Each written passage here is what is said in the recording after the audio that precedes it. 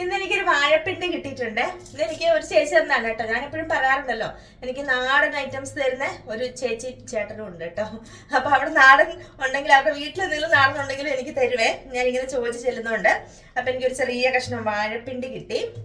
അപ്പൊ ഈ വാഴപ്പിണ്ടിയുടെ ഒരു ഉപയോഗം ഞാൻ പറയാവേ. നമുക്ക് തോരൻ വെക്കും, തോരൻ വെച്ച് കഴിക്കും.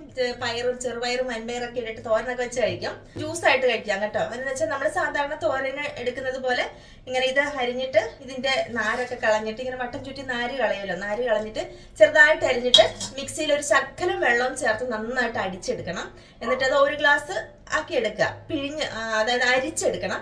അരിച്ചെടുത്തിട്ട് അതിലേക്ക് 1/2 ടീസ്പൂൺ ചെറുനാരങ്ങാ നീരും 1/2 ടീസ്പൂൺ തേനും കൂടെ ചേർത്തിട്ട് രാവിലെ വെറും വയറ്റി കഴിച്ചാൽ നമ്മുടെ അടിവയറ് കുറയാനും നമ്മുടെ ഓവർ വെയിറ്റ് കുറയാനും ഒക്കെ ഭയങ്കരമായിട്ട് ഉപകാരം ചെയ്യും കേട്ടോ. ഷുഗറുകാർക്ക് കഴിക്കാൻ നല്ലതാണ്, ഷുഗർ കുറയും.